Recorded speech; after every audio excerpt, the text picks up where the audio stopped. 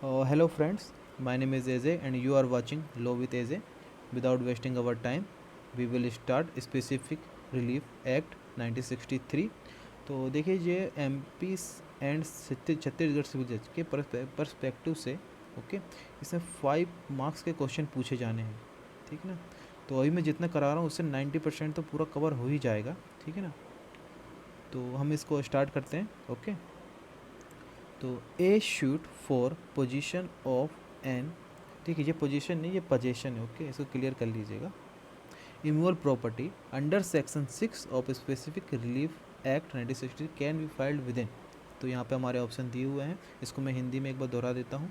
जो specific relief act है 1960 की धारा 6 के अंतर्गत एक अचल संपत्ति के अधिपत्य के लिए वाद फाइल किया जा सकता है। मतलब वाद को कब फाइल किया जा सकता है, केस कब किया जा सकता है, ये पूछ रहा है। तो इसका आंसर आएगा 6 महीने के अंदर हम केस कर सकते हैं, ठीक है। तो ये 6 महीने के अंदर। अब इसका सेकेंड क्वेश्चन है, under which section of the specific relief act 1960 the ready and, इसको भी क्लियर कर लीजिएगा, द रेडीनेस होगा, the readiness and willing, okay. नहीं, ओके, रेडी है, ready and willingness is necessary condition for the specific performance of contract, okay. तो यहाँ पर मैं इसको हिंदी में भी क्लियर करते जाता हूँ, ओके, कि किस धारा में तत्पर एवं रजामंद संविदा के विनिर्दिष्ट पालन के लिए वाद में आवश्यक है, ठीक है। तो इसका आंसर है, मैं आपको आंसर सीधे क्लियर कर दूँ, 16 का सी, ठीक है।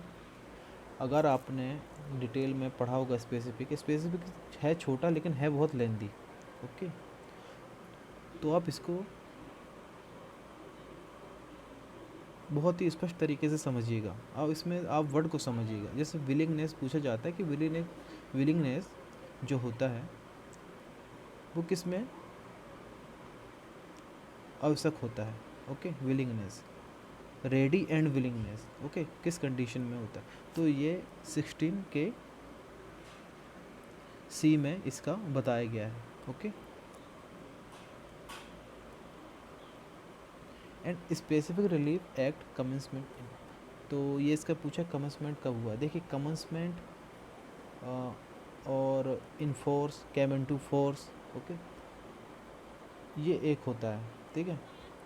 कमेंसमेंट, इन्फोर्समेंट और कैम इनटू फोर्स जो कहा जाता है इसका मतलब एक ही होता है, और जो इनएक्टमेंट होता है, इस्टेब्लिशमेंट होता है, इसका मतलब एक होता है। तो यहाँ कमेंसमेंट बोला जा रहा है, तो यहाँ पे इसका ये है 1 मार्च 1964, 1 मार्च 1964 इसका ये आंसर होगा, okay.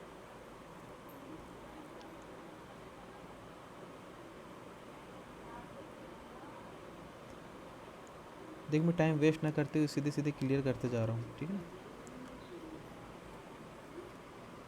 Proviso to section 34 of the specific relief act relate to, विनिर्दिष्ट अनुतोष अधिनियम की धारा 34 का परंतुक संबंधित है। अब ये 34 का जो परंतुक है वो संबंधित है किससे, देखते हैं यहाँ पर। Suit for specific performs, suit for declaration, suit for injunction, या ऑल ऑफ दीज। तो इसका आंसर आएगा सूट फॉर डिक्लेरेशन, ठीक है। इसका ये मतलब होता है कि घोषणा के लिए वादों से, ओके, इसका हिंदी में ये मतलब होता है।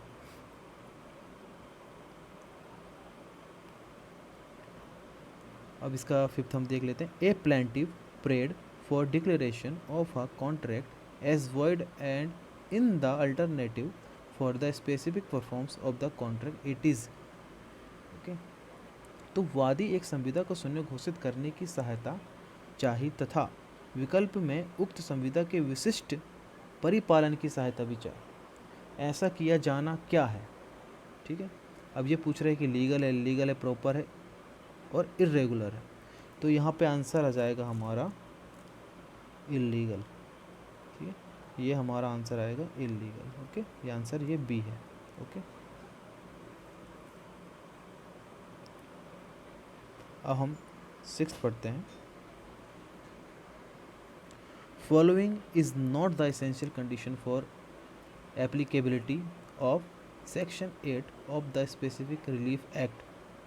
तो इसमें ये चार ऑप्शन दिए हुए हैं, मैं फटाफट से पढ़ देता हूँ। The defendant must be owner of the property, the article must be movable property, the plaintiff must be in the title, the immediate possession of the article must be in possession of control of the defendant. देखिए मैं इसको हिंदी में भी लाने की कोशिश करूँगा, अगर आपको ये हिंदी में भी चाहिए तो आप मुझे लाइक करके कमेंट करके बता सकते हैं, मैं इसको हिंदी में भी लाने की कोशिश करूँगा।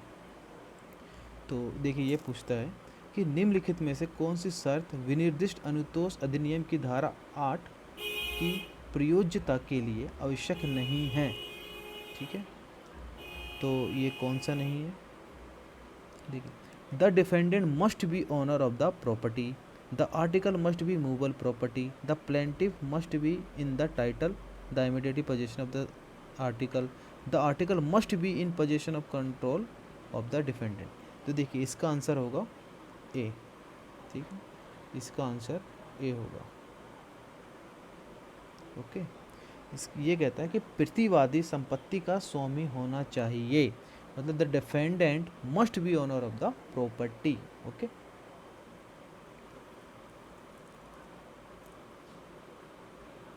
अब देखिए नंबर 7 है, no suit for recovery of possession of immovable property may be institute under section 6 of specific relief act.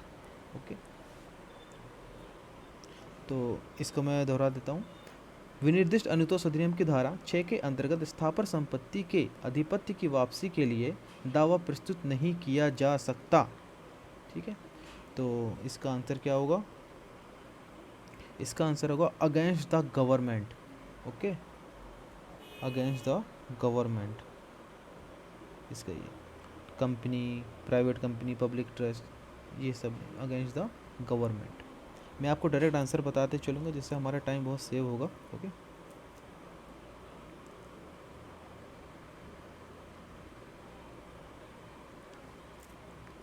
Which of the following contract can not be specifically enforced as per the provisions of section 14 of the specific relief Act. ठीक है, तो ये पूछ रहा है कि विनिर्दिष्ट अनुतोष अधिनियम की धारा 14 के अंतर्गत निम्नलिखित में से कौन सी संविदा विनिर्दिष्टता है प्रवर्तित नहीं कराई जा सकती। तो इसका आंसर है contract which is determinable in its nature. Okay, संविदा जो उसकी प्रकृति से पर्यवश्य हो। ठीक है, इसका आंसर है सी।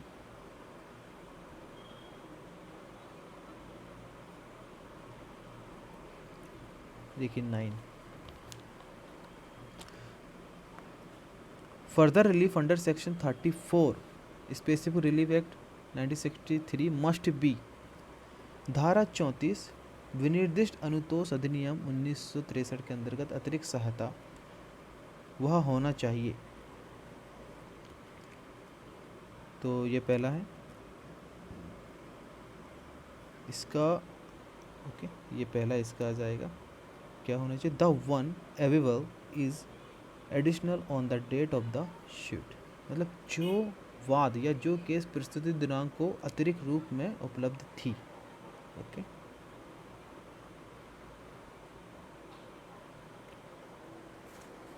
ऑप्शन नंबर ए।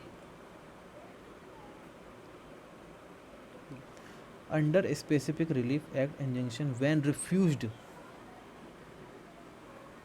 विनिर्दिष्ट अनुतोष अधिनियम के अंतर्गत व्यादेश कब नामंजूर किया जाता है। ठीक है,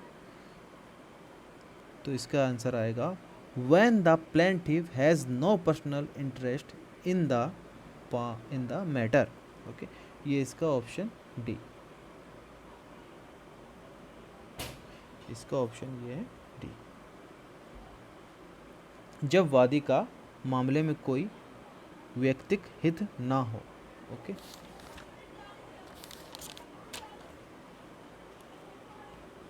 अब देखिए 11, under specific relief act in which of the following cases the court can not order rectification of instrument. विनिर्दिष्ट अनुतोष अधिनियम के अंतर्गत निम्नलिखित में से किस प्रकरण में न्यायालय लिखित परिशुद्धि के लिए आदेश नहीं दे सकेगा? तो इसका आंसर मैं डायरेक्ट बता दूं, इसका सी है। Where the instrument is the article of association of a company, ठीक है, जहां वह किसी कंपनी का संगम अनुच्छेद हो। Okay, where the instrument is the article association of a company. ठीक, number 12, which section of the specific relief act deal with bar of suit for compensation for breach after dismissal of suit for specific performance? विनिर्दिष्ट पालन के वाद के खारिज होने के पश्चात भंग के लिए प्रतिकर के वाद का वर्जन विनिर्दिष्ट अनुतोष अधिनियम की धारा कौन सी है? तो इसका आंसर है सेक्शन 24। ओके, ये हमारा section 24। Section number 30, under which section of the specific relief act 1963 the ready and willingness is necessary condition for the specific performance of contract? तो यहाँ पे ये कह रहा है कि विनिर्दिष्ट अनुतोष अधिनियम 1963 की किस धारा में तत्पर एवं रजामंद संविदा के लिए विनिर्दिष्ट पालन के वाद में आवश्यक है? तो इसका आंसर होगा, हमने इसका पहले भी एक स्टार्ट पहले पढ़ा हमने, 16 का सी, इसमें आंसर बी है। ये दोबारा रिपीट हो गया ये वाला, लेकिन नए नए तरीके से पूछ लेता है ये। ओके, 16 का सी। 14, any declaration is binding if it is made under section 34 of the specific relief act 1963? तो इसका आंसर है the parties to the suit, the person claiming through the parties to the suit, we are any parties is the trustee, the person for whom much party would be the trustee। तो इसका answer आएगा all of these. ठीक है, अब मैं आपको इसका हिंदी में बता दूं कि कोई घोषणा जो कि धारा 34 विनिर्दिष्ट अनुतोष अधिनियम 1963 के अंतर्गत की गई है बंधनकारी है, तो क्या होगा? वाद के पक्षकारों पर, दावे के पक्षकारों के माध्यम से दावा करने वाले व्यक्तियों पर, किसी पक्षकार के न्यासी होने पर, उन व्यक्तियों पर जिनके लिए पक्षकार न्यासी हो, या ऑल ऑफ दीज। तो ये ऑल ऑफ दीज। ओके,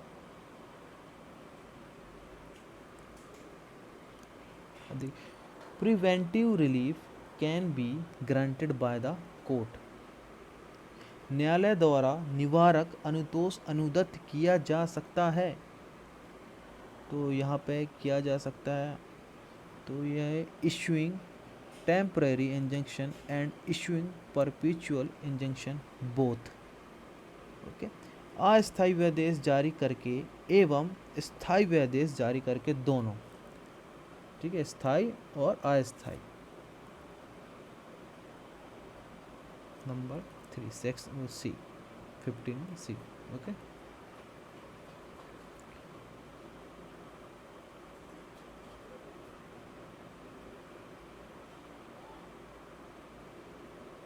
अब नंबर 16 में आ गए। एन ऑर्डर और degree passed in a suit presented under section 6 of the specific relief act is। तो ये पूछ रहा है कि विनिर्दिष्ट अनुतोष अधिनियम की धारा 6 के अंतर्गत प्रस्तुत किसी वाद में पारित आदेश या डिग्री है। क्या है डिग्री? तो मैं डायरेक्ट इसका आंसर यहाँ पे बता दूँ, नाइदर अपीलेबल नॉर रिव्यूएबल। ओके, ना तो अपील योग्य है, ना ही पुनर्विलोकन योग्य है। तो इसका आंसर हमारा ये हो जाएगा सी।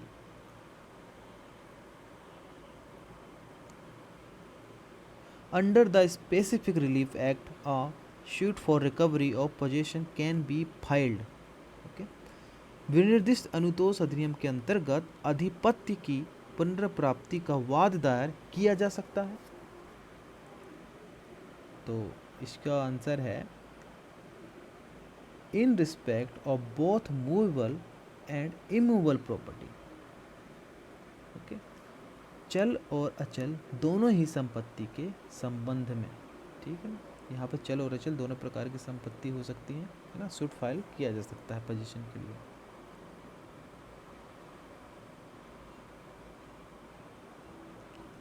तो ये अंडर सेक्शन 6 क्लोज 2 सब close A of the specific relief act, no suit shall be brought after expiry of what period from the disposition। Means विनिर्दिष्ट अनुतोष अधिनियम की धारा 6(2)A के अनुसार कोई भी वाद बेदखल किए जाने की तारीख के किस अवधि अवसान उपरांत नहीं लाया जा सकता। तो इसका आंसर है हमारा 6 month। Okay, 19 which of the following contract can not be specifically enforced। Okay, तो निम्न में से कौन सी संविधाएं विनिर्दिष्ट तय परिवर्तित नहीं कराई जा सकती। तो इसका आंसर है ए contract which is in its nature determinable. कोई संविदा जो उसकी प्रकृति से पर्यवश्य हो। ओके,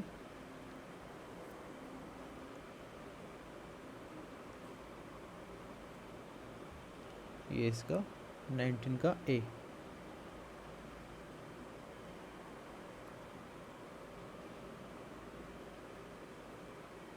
देखिए, which declaration can be granted by the civil court under section 34 of specific relief act 1963। कौन सी घोषणा धारा 34 विनिर्दिष्ट अनुतोष अधिनियम 1963 के तहत सिविल न्यायालय दे सकेगा। ओके, तो इसका यहाँ पे आंसर है declaration of right to begging in a particular place in a particular time, it's wrong। declaration for member of scheduled caste is wrong। declaration which is based on agreement by way of wager, it's wrong। इसका है none of these, इनमें से कुछ भी नहीं होगा। ठीक है,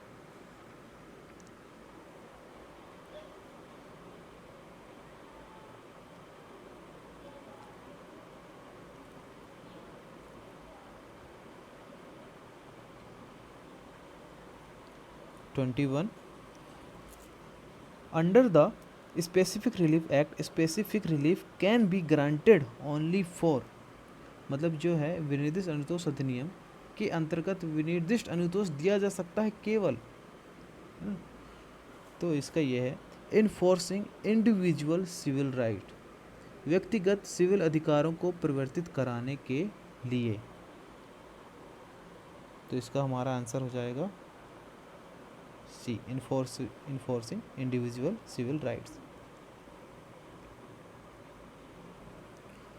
22 under specific relief act 1963 specific relief may be granted. तो इसका आंसर क्या होगा, अभी हमने पढ़ा है, सेम क्वेश्चन वैसे ही पूछ लिया, for enforcing individual right civil right. ठीक है,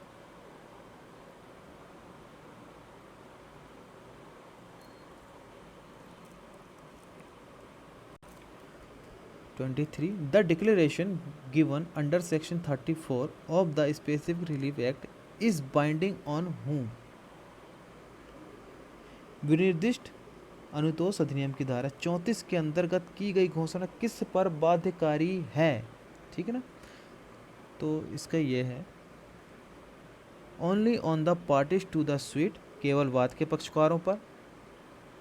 on the person claiming through parties to the suit, पक्षकारों के माध्यम से दावा करने वाले व्यक्तियों पर, trustee of the trust which is party to the suit, न्यास के न्यासी जो कि दावा के पक्षकार हैं, या all of the above.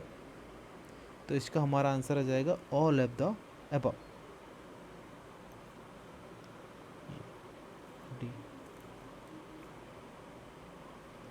Number 24, which of the following contract cannot be specifically enforced as per the provisions of section 14 of the specific relief act।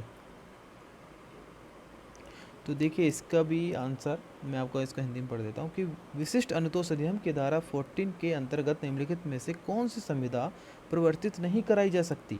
ठीक है, ए कॉन्ट्रैक्ट टू मैरी बी, है ना, एक और second, a contract with B that in consideration of ₹1000 to be paid to him by B, he will paint a picture of for B। C है इसका, an author contracts with B or a publisher to complete a literary work, और D है इसका all of the above। देखिए ये सारी चीज़ें आएंगी। सबसे पहले जो है ये कॉन्ट्रैक्ट टू मैरी की बात की गई है, तो यहाँ पे ए बी से शादी करने की बात कर रहा है। ठीक है, और दूसरे में जो ए है वो बी से 1000 रुपये में उसका चित्र खरीदने के लिए, उसका जो चित्र है, पिक्चर है, वो उसको कॉन्ट्रैक्ट कर रहा है सेक्शन बी, वो सेकेंड में बी में। और थर्ड में क्या कर रहा है, वो जो ए जो है एक लेखक है, ए एन ऑथर, तो वो बी एक प्रकाशक यहाँ पे, और ये एक पब्लिशर है। बी से क्या कर रहा है, ए एक पब्लिशर है, ठीक है, बी से क्या कर रहा है, वो एक मतलब एक प्रकार का जो होता है वर्क, जो भी कौन सा वर्क है, ये लिटरेरी वर्क, ठीक है, वो उसको पूरा करने के लिए, कंप्लीट करने के लिए संविदा कर रहा है, मतलब कॉन्ट्रैक्ट कर रहा है। तो ये सारी चीज़ें आएंगी all of the above.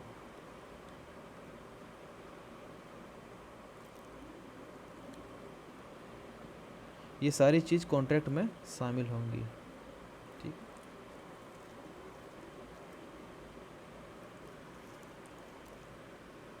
N order और degree passed in a suit presented under section 6 of the specific relief act is, okay, तो ये क्या होगा, मतलब ये पूछ रहा है कि धारा 6 विशिष्ट अनुतोष अधिनियम के अधीन प्रस्तुत वाद में पारित आदेश या अज्ञापित क्या होगा, ये एप्लीकेबल होगा, रिव्यूएबल होगा, कि ना तो ये एप्लीकेबल होगा और ना ही ये रिव्यूएबल होगा, है ना, कि दोनों होंगे। तो यहाँ पे इसका आंसर है ना तो ये अपीलेबल होगा और ना ही रिव्यूएबल। ओके, इसका ये मतलब वो ना ही ये अपीलनीय है और ना ही पुनर्विलोकनीय। ठीक है, इसका तो इसलिए इसका आंसर हो जाएगा हमारा सी।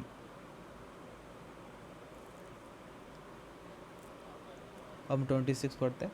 Proviso to section 34 of specific relief act 1963 relates to,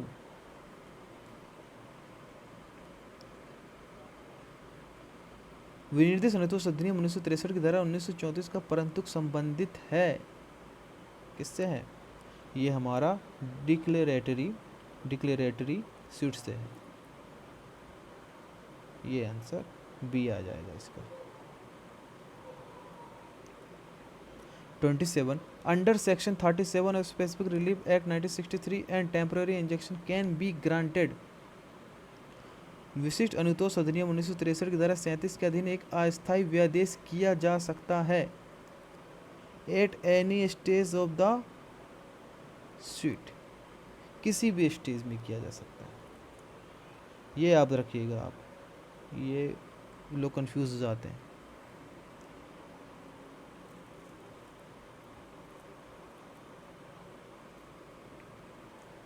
देखिए अब इनमें से ये भी अब क्लियर करते हुए चल देते हैं, जो मेरे अभी 66 पूरी जो क्लियर कराने वाला हूँ, तो 100% गारंटी है कि इसी में से ही आएगा, है ना।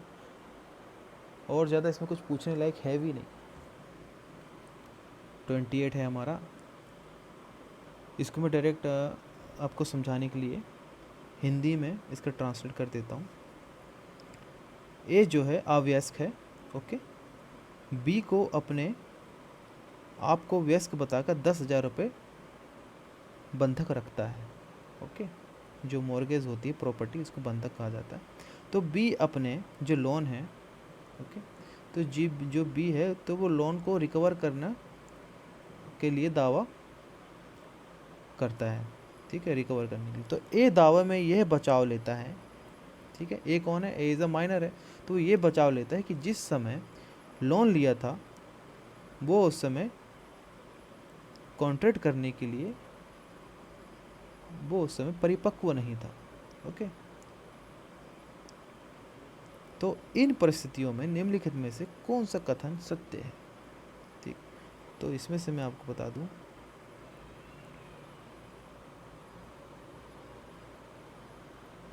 कॉन्ट्रैक्ट इज वॉइड, ठीक है, but minor may be order to pay ₹10,000 back.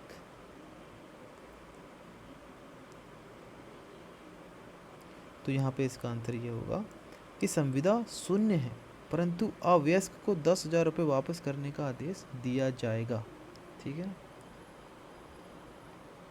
ये सी 29 when due to fraud played by the parties a contract in writing does not express its real intention, then appropriate remedy would be a suit for specific performs declaration, rectification of instrument, perpetual injunction। तो इसका हमारा right answer होगा rectification of instrument.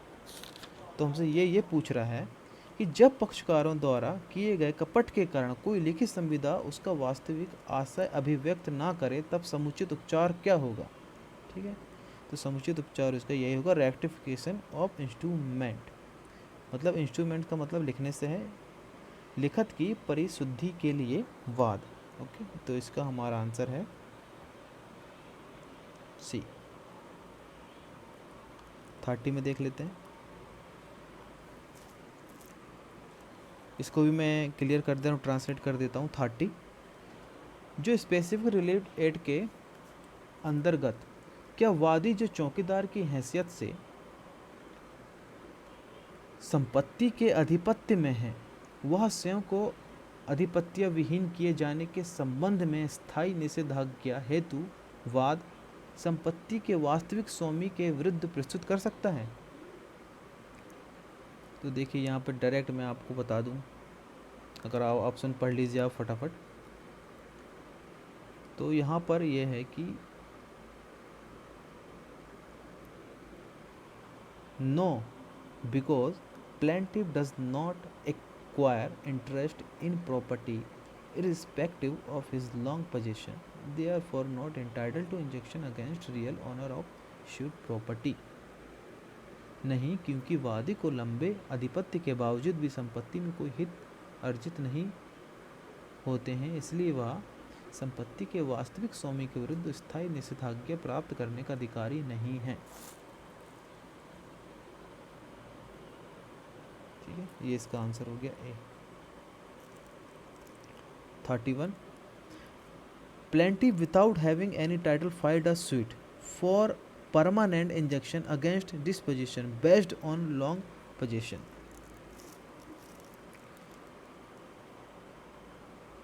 यह वादी बगैर कोई स्वतत्व रखते हुए लंबे आधिपत्य के आधार पर स्वयं को अधिपत्य विहीन करने के विरुद्ध स्थायी निषेधाज्ञा का वाद प्रस्तुत करता है, ठीक है। तो इसका ये पहला है because there is no title plaintiff it may be dispossessed, क्योंकि कोई स्वत्व नहीं है इसलिए वादी को अधिपत्य विहीन किया जा सकता है। B law respect possession plaintiff can not be dispossessed except in accordance with law. देखो डिस्पोजेस्ड का मतलब है बेदखल करने से है, ओके। जिसे हम कभी हिंदी में अध्यापत्य विहीन, ये वर्ड है, भारी भरकम वर्ड है। और थर्ड है हमारा sweet is not maintainable. Okay, मतलब ये पर्सनल के योग्य ही नहीं है। और हमारा डी है sweet is not maintainable only for the relief of permanent injection, मतलब वाद केवल स्थायी निषेधाज्ञा की सहायता हेतु पर्सनल योग्य नहीं है। तो इसका आंसर हमारा आ जाएगा हमारा आंसर आ जाएगा बी। बी क्या है कि मतलब जो विधि है, विधि अधिपत्य का सम्मान करती है, ठीक है। वादी बगैर विधिक प्रक्रिया का अनुसरण किए बिना अधिपत्य विहीन नहीं किया जा सकता, ये है हमारा। तो ये इसका आंसर आ गया हमारा बी।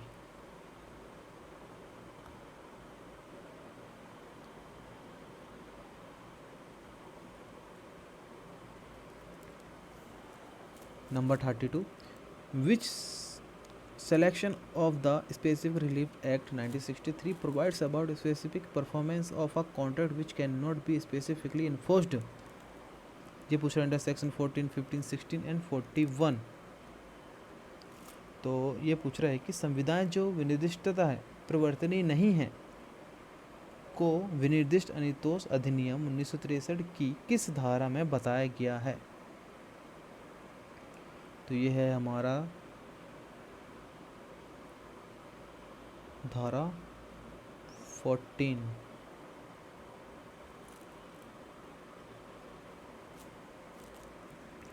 अब हम आते हैं section number 33, in which condition an injunction can be granted under a specific relief act. विनिर्दिष्ट अनुतोष अधिनियम 1963 के अंतर्गत किस दशा में व्यादेश किया जा सकता है। यहाँ व्यादेश से मतलब इंजेक्शन से है। तो इसका आंसर होगा हमारा when the plaintiff has a personal interest in the matter, जब वादी का उस मामले में व्यक्तित्व हित हो। ओके, जब दशा में तो व्यादेश दिया जा सकता है जब वादी का उस मामले में व्यक्तित्व हित हो। when the plaintiff has personal interest in the matter, C.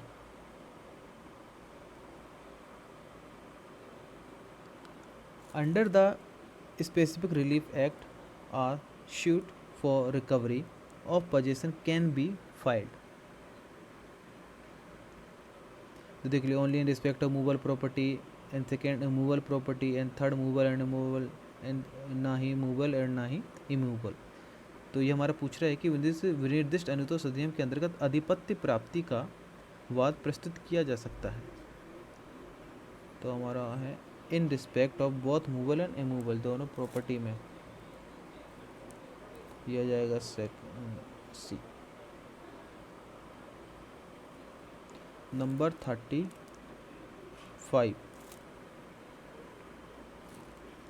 Number 30, under section 6 of the specific relief act sued by person dispossessed of immovable property shall not be brought। धारा 6 विनिर्दिष्ट अनुतोष अधिनियम के तहत स्थावर संपत्ति से बेकब्जा किए गए व्यक्ति द्वारा वाद नहीं लाया जाएगा। ये क्या बोल रहा है, वाद नहीं लाया जाएगा, हमने इसको पढ़ा भी है अभी।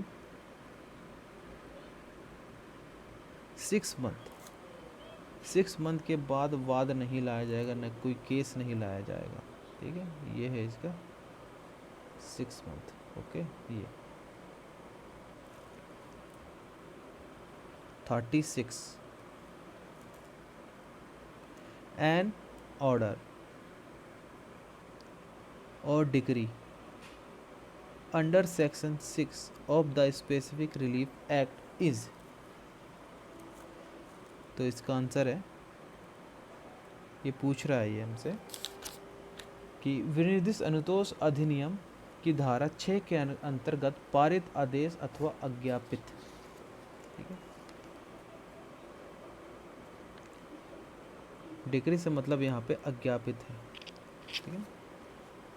तो हमारा इसका आंसर है नाइदर अपीलेबल और रिव्यूएबल।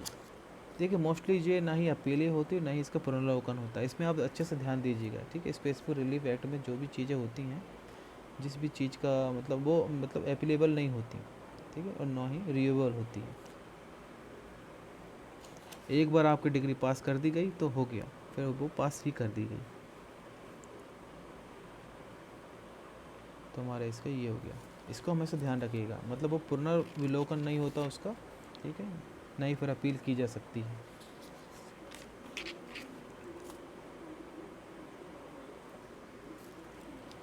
An injection granted during the pendency of the suit under section 37 of Specific Relief Act 1963 is, ये पूछ रहा है कि धारा 37 विनिर्दिष्ट अनुतोष अधिनियम 1963 के अंतर्गत वाद के प्रचलन के दौरान प्रदत्त किया गया वैदेश है, ठीक है, धारा 37 के अंतर्गत पूछ रहा है ये, जो वाद प्रचलन में है वो कौन सा वैदेश है, वो कौन सा इंजंक्शन है। तो इसमें हमारा आ जाएगा वो है टेम्परेरी इंजंक्शन, टेम्परेरी इंजंक्शन होता है।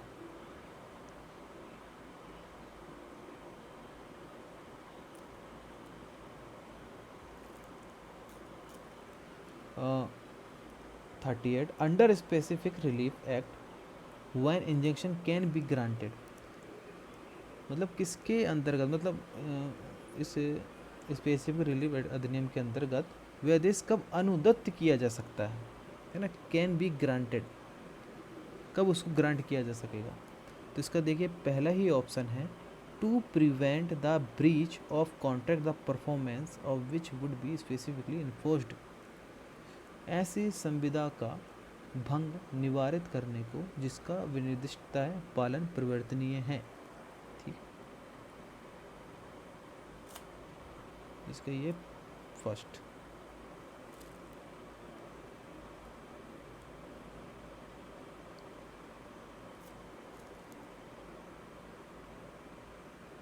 (39) As per section 40 of the Specific Relief Act, where an instrument is evidence of different rights of different application, the court may in a proper case, यदि किसी मामले में धारा 40 विनिर्दिष्ट अनुतोष अधिनियम के तहत कोई अभिलेख विभिन्न अधिकारों और दायित्वों का साक्ष्य हो, वह न्यायालय समुचित मामले में क्या करेगा, ठीक है।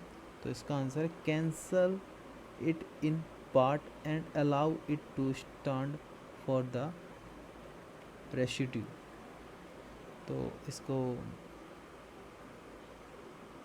यह है कि उक्त के अंश को निरस्त करते हुए शेष पर आश्रित होने निर्दिष्ट कर सकता है, ठीक है, ये हो गया इसका first. 40 the grant of degree of specific perform for the court is, जो हो जाएगा डिस्क्रिशनरी, ये डिस्क्रिशनरी हो जाएगा, मैंडेटरी, आर्बिट्री, ऑब्लिगेटरी, यह इसका आंसर आएगा डिस्क्रिशनरी। मतलब डिस्क्रिशनरी का हिंदी मतलब होता है विवेकाधीन। 41 under section 6 specific relief act, if any person is dispossessed without his consent of immovable property otherwise in due course of law to recover possession, धारा 6 विनिर्दिष्ट अनुतोष अधिनियम के अंतर्गत यदि कोई व्यक्ति अपनी सम्मति के बिना स्थावर संपत्ति से विधि के सम्यक अनुक्रम से अन्यथा बेकब्जा कर दिया जाता है, तो कब्जा प्रत्युद्धृत करने के लिए, मतलब रिकवर करने के लिए, तो क्या होगा इसका answer, he has to prove his title, he has to prove his prior possession. हमें इसका ये प्रायर पोजीशन जो है, इसका जो है बी आंसर आ जाएगा, प्रायर पोजीशन को प्रूव करना पड़ेगा। ओके,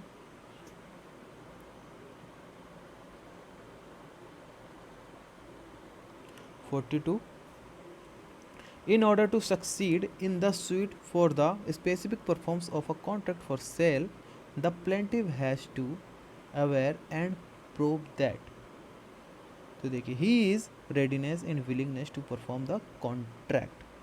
ये पूछ रहे हैं कि विक्रय की संविदा के पालन के वाद में सफल होने के लिए वादी को यह प्रकथन कर साबित करना होगा कि उसका संविदा के पालन को तैयार रहना और रजामंद रहना। देखिए, तैयार रहना और रजामंद रहना, रेडीनेस एंड विलिंगनेस, ये दो चीज़ें हैं कि जरूरत पड़ती है कॉन्ट्रैक्ट में।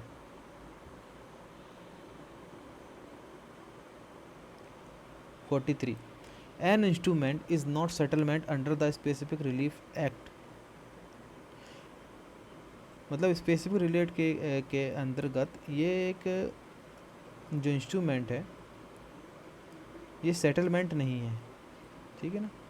तो इसका ये है कि वेयर बाय जिसमें an interest in the property is devolved by a will, जिसमें वसीयत द्वारा संपत्ति में हित न्याय गमित हो। इसका हमारा फर्स्ट ही है ये।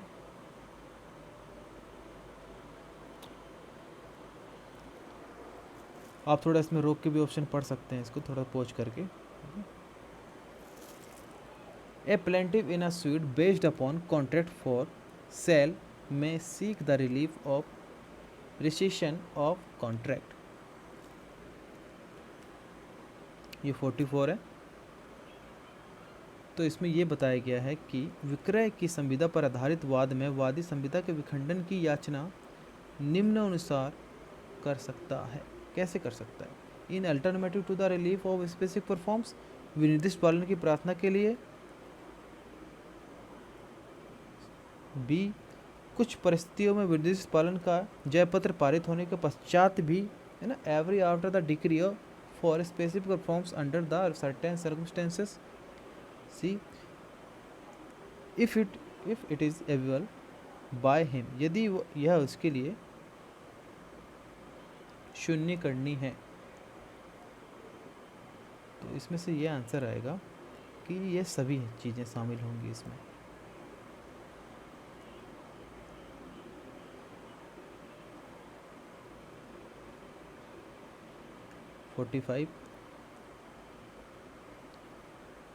The jurisdiction to decree of specific performance is discretionary and the court is not bound to grant such relief merely because it is lawful to do so. These words are taken from which section of Specific Relief Act 1963? देखिए, मतलब कि specific relief act में जो specific पालन की degree करने की जो अधिकारिता विवेकीय है, मतलब डिस्क्रेशनरी है ना, और न्यायालय ऐसा निर्दोष अनुदत्त करने के लिए अबद्ध नहीं है, केवल इस कारण से कि ऐसा करना विधिपूर्ण है। ये शब्द विनिर्दिष्ट अनुतोष अधिनियम 1963 की किस धारा से लिए गए हैं? तो ये हमारा जाएगा सेक्शन 20। इसको ध्यान रखिएगा, section 20। 46 section 39 of specific relief act 1963 related with, किससे रिलेटेड है ये हमारा? सेक्शन 39। सेक्शन 39 हमारा रिलेटेड है, रिलेशन है इसका मैंडेटरी इंजेक्शन से, इसका मैंडेटरी इंजेक्शन से। ये ऑप्शन डी 46 का। 47 where in any suit for specific performance of contract or any part thereof is dismissed, then suit for breach for compensation। देखिए, इसका मतलब ये कि वर्जित है भाई, है ना। मतलब जहाँ किसी संविदा के विनिर्दिष्ट पालन के दावे में संविदा के या उसके किसी भाग को खारिज कर दिया जाता है, तब भंग के लिए प्रतिकार का वाद इस बार्ड, मतलब कि वर्जित है। ये ऑप्शन ए 47 का। 48 Consider the following facts regarding effect of declaration made under section 34 of Specific Relief Act। इसमें क्या देखिए क्या कहा गया है कि declaration is binding on the parties to the suit and person claiming through them respectively। इसका ये मीन्स हुआ कि घोषणा वाद के पक्षकारों और उनसे व्युत्पन्न अधिकारों के द्वारा दावा करने वाले व्यक्तियों को आबद्ध करती है। Second, declaration binds all those person who have knowledge of the suit and knowingly they do not become parties। घोषणा उन सभी व्यक्तियों को आबद्ध करती है जिन्हें दावे की जानकारी थी और जानते हुए वे उसमें पक्षकार नहीं बनते। तो इसमें से कौन सा ऑप्शन सही है? तो इसमें से यह ऑप्शन आएगा 1 इज राइट। मतलब declaration is binding on the parties to the suit and person claiming through the respectively. ये इसका आंसर होगा 48 का A is a right.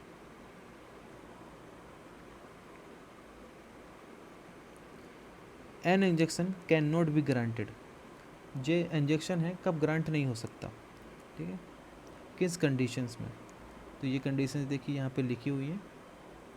To restrain any person for prosecuting judicial proceeding pending at the institution of the suit in which injunction is sought unless such restraint necessary to prevent a multiplicity of proceeding. To restrain any person from instituting or prosecuting any proceeding in a court not subordinate to that from which the injunction is sought. To restrain any person from applying any legislative body. तो ये all of these आएगा इसका answer, ठीक है।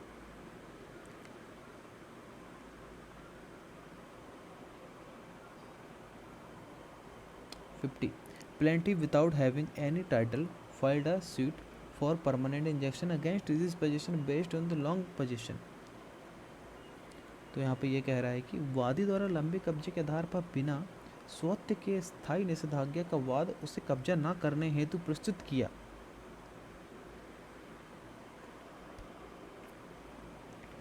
तो because there is no title plaintiff may be dispossessed. Second है law respect possession plaintiff can not be dispossessed except in accordance with law. मतलब ये कहना चाहता है बी में कि विधि कब्जे का आदर करती है, इसलिए वादी को बिना विधि की प्रक्रिया के कब्जा नहीं किया जा सकता, ठीक है। Suit is not maintainable, suit is not maintainable है। और फोर्थ है कि suit is not maintainable only for the relief of the permanent injection. तो यहाँ पर ये आंसर इसका आएगा सूट, नो इसका आंसर होगा लो रिस्पेक्ट पोजीशन, ओके। मतलब ये लो रिस्पेक्ट पोजीशन मतलब वो पोजीशन का रिस्पेक्ट करती है। Plaintiff can not dispose accept in accordance with law. ये 50 का बी इसका राइट आंसर होगा। 51 N injunction can be granted, इसको हमने शायद फिर से पढ़ रहे हैं। अच्छा हमने अभी पढ़ा था कैन नॉट बी ग्रांटेड, अब हम पढ़ रहे हैं कैन बी ग्रांटेड। तो देखिए to prevent on the ground of nuisance, ठीक है, इस वाला पॉइंट हो गया। To prevent continuing breach in which the plaintiff has acquiesced, okay, ये हो गया है। और to restrain the wrongfully sale of any property in dispute in a suit in execution of a decree, to prevent the breach of a contract the performance of which would not be specifically enforced। देखिए इसका answer होगा to restrain the wrongfully sale of any property in dispute in a suit in execution of decree, ये इसका answer होगा सी, ठीक है। इसका means ये हुआ कि वाद से विवादग्रस्त संपत्ति का किसी डिक्री के निष्पादन में सदोष विक्रय को रोकने के लिए, ओके, तब ये ग्रांट होगी आपकी जो इंसेंशन है, तब ग्रांट होगा जब वाद में विवादग्रस्त संपत्ति का किसी डिक्री के निष्पादन में सदोष विक्रय को रोकने के लिए, मतलब C dispute in a suit in execution of a decree. अब देखिए 52 under specific relief act 1963 relief may be granted. अब रिलीफ में बी ग्रांटेड मतलब स्पेसिफिक रिलीफ एक्ट में 1963 के तहत स्पेसिफिक रिलीफ दिया जाता है। कब दिया जाता है? ये हमेशा सिविल राइट में आ जाएगा। देखिए जो इन्फोर्सिंग लिखा हुआ है, जो इन्फोर्सिंग कर लेना इसको, ये गलत हो गया है। For enforcing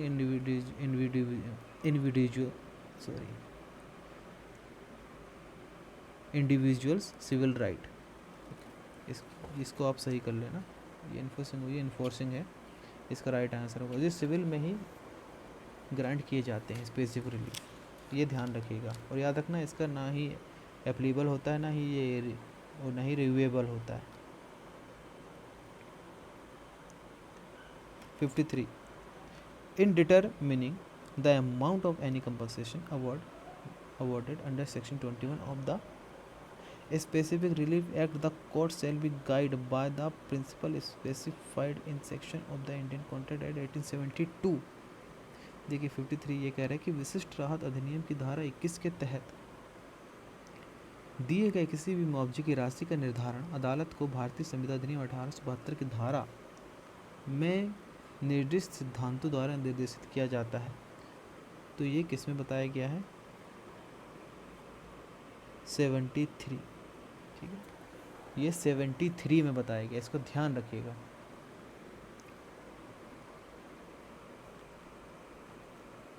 section 12 of the specific relief act deal with section 12, देखिए अब सेक्शन 12 अब 54 में आ गए हम। Section 12 specific relief act deal with, ये किससे डील करता है? ये करता है specific performance of part of contract, अनुबंध के हिस्से का विशिष्ट निष्पादन। ओके, ये आ जाएगा इसका सी, 54 का सी। 55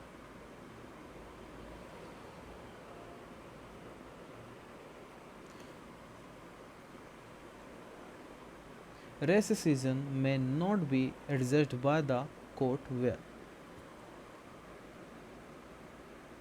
इसका मीन्स होता है निरसन, इसका इंग्लिश में हिंदी में मीन्स होता है निरसन के विषय में अदालत द्वारा निर्णय नहीं भी लिया जा सकता, जहां जब रेसिसिजन हो, जब निर्णय नहीं लिया जा सकता, वो पूछ रहा है कि कहाँ नहीं लिया जा सकता। तो ये हम डायरेक्ट पढ़ते हैं डी ऑप्शन, देखिए where the plaintiff has expressly और इम्पाइडली रेटिफाइड द कॉन्ट्रैक्ट, जहां अभियोक्ता ने स्पष्ट रूप से या अंतर्निहित रूप से अनुबंध की पुष्टि की है। ओके, तो 55 का आएगा D. Specific relief is granted for enforcing,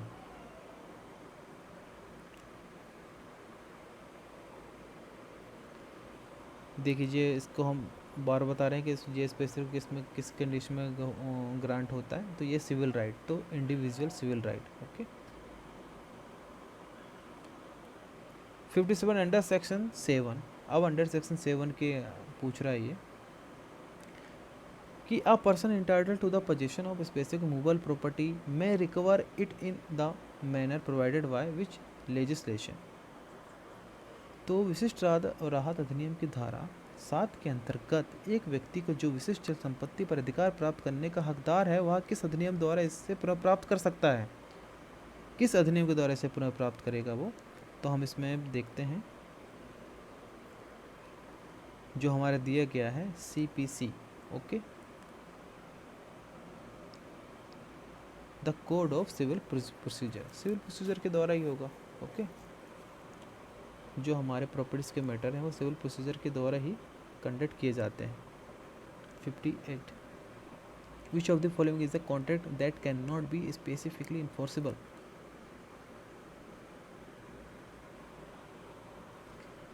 तो ये पूछ रहे हैं कि निम्नलिखित में से कौन सा अनुबंध विशेष रूप से परिवर्तनीय नहीं है।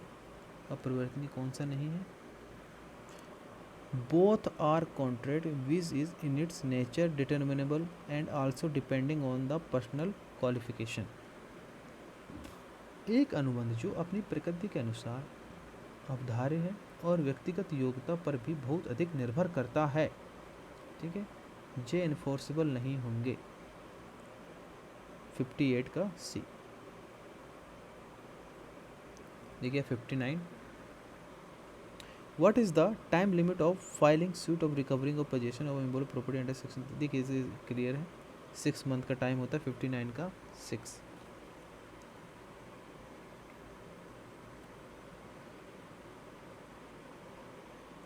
अब देखिए 60 specific performance of contract may not enforced if, अनुबंध का विशिष्ट पालन संभवतः लागू नहीं हो यदि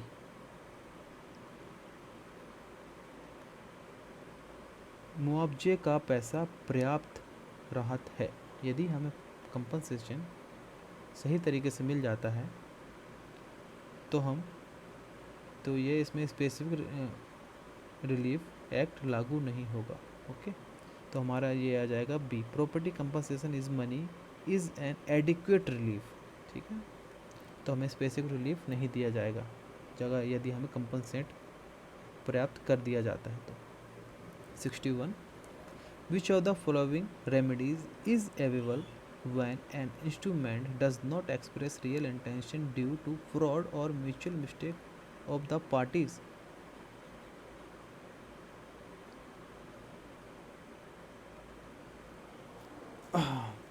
देखिए इसका ये होगा, जब कोई साधन पक्षों की धोखाधड़ी या आपसी गलती के चलते वास्तविक अभिप्रायों को अभिव्यक्त नहीं करता, तब निम्न में से कौन सा संविधान है।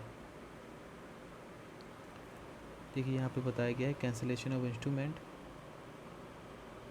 Registration of instrument, ratification of instrument, grant of injection. देखिए जब कोई साधन है ना पक्षों की धोखाधड़ी आपसी गलती के चलते वास्तविक अभिप्रायों को व्यक्त नहीं करता है, तो यहाँ पे ये कैंसिलेशन ऑफ इंस्ट्रूमेंट ही हो जाएगा। ओके, ये इसका आएगा ए, 61 का ए।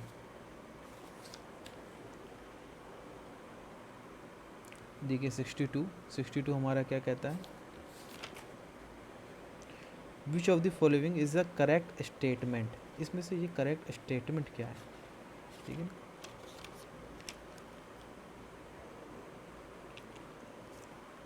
A contract made by trustee in excess of his powers can also be specifically enforced। किसी ट्रस्टी द्वारा अपनी शक्तियों से परे जाकर किए गए करारनामे को भी विशेष रूप से परिवर्तित किया जा सकता है। ओके, फर्स्ट बी है suit of recovery of possession of immovable property by a person who has been dispossessed can be filed after expiry of 1 year of dispossession।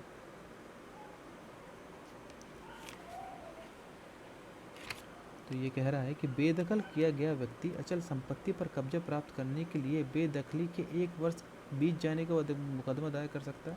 ये देखिए ये बिल्कुल रॉन्ग है, ये गलत है। 1 साल के बाद 6 महीने के अंदर ही करना है आपको। थर्ड है C, a contract for the non-performance of which compensation in money is an adequate relief is not specifically enforceable। जिस इकरारनामे के गैर प्रदर्शन की स्थिति में धन के रूप में मुआवजा पर्याप्त है वह विशेष रूप से परिवर्तित नहीं होता, ठीक है। और ये फोर्थ हमारा D, suit for recovery of possession of immovable property by a person who has been dispossessed can also be brought against government। देखिए ये तो हो ही नहीं सकता है ना, गवर्नमेंट के खिलाफ तो हो ही नहीं सकता मुकदमा। ओके, तो हमारा ये नहीं है और हमारा बी भी नहीं है, हमारा ए भी नहीं है, हमारा आएगा सी, ठीक है।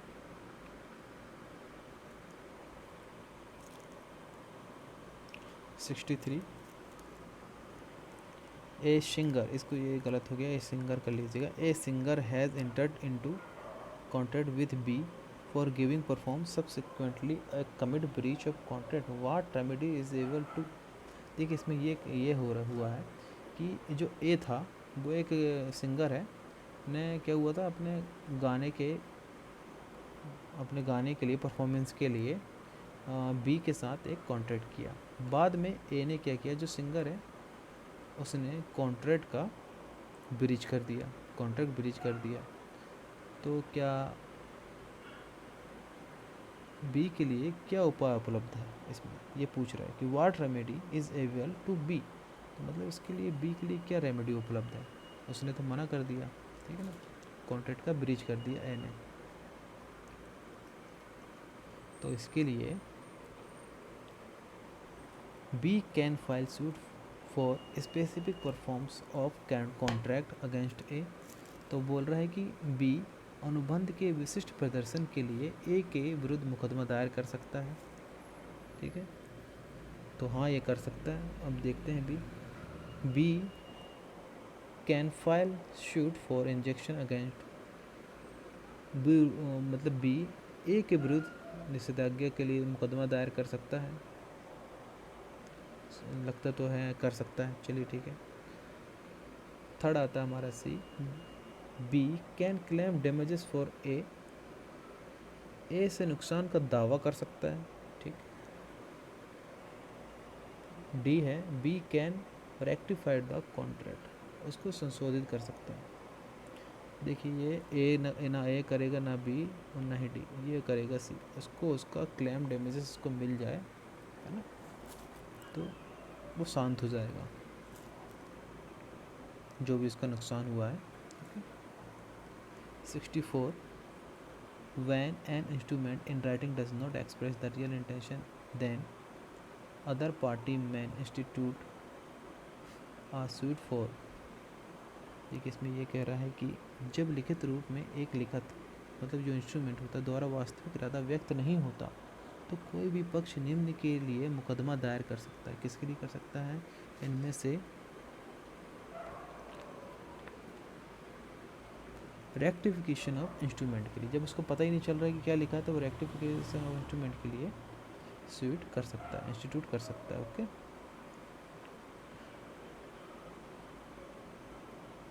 मतलब ये है 64 का बी। अब 65 विच of the following remedies can not be granted under specific relief act.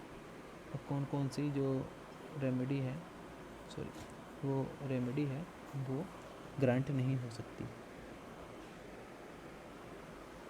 तो इसमें देखिए declaratory degree, cancellation of instrument, grant of perpetual injection, issuance of writ. तो ये रिट जो है ये ग्रांट नहीं हो सकती, ठीक है। इशुएंस ऑफ रिट इसका मतलब होता है रिट जारी करना, ठीक है। तो फिर 65 का D, in which of the section of, हमारा लास्ट है, in which of the section of specific relief act is the specific performance of contract enforceable. विशिष्ट राहत अधिनियम की किस धारा में अनुबंध का विशिष्ट निष्पादन परिवर्तनीय है, मतलब इन्फोर्सेबल है। ये आ जाएगा हमारा धारा 10 में, सेक्शन 10, ठीक है ना।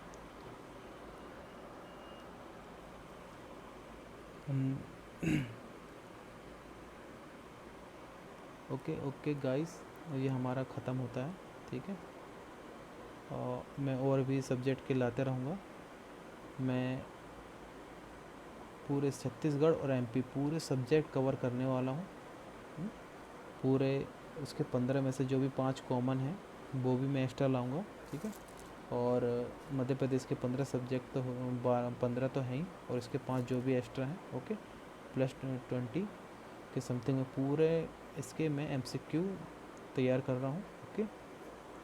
तो ये हमारा हो गया अभी स्पेसिफिक रिलीफ एक्ट का। इसका मैं सेकेंड पार्ट भी लाने वाला हूँ जिससे पूरी की पूरी तरह चीज़ें क्लियर हो सकें, ओके। तो मैं ये पूरी कोशिश करूँगा, और भी मैं बाकी ऐड के कम से कम 200 से 300 ऐसे लाऊंगा कि आपका पूरा क्लियर हो जाएगा प्रीलिम्स के लिए, कि उसी में से पूछे, ओके। मैं इतना आपको क्लियर करा दूँगा। तो गाइस, ओके, गुड बाय।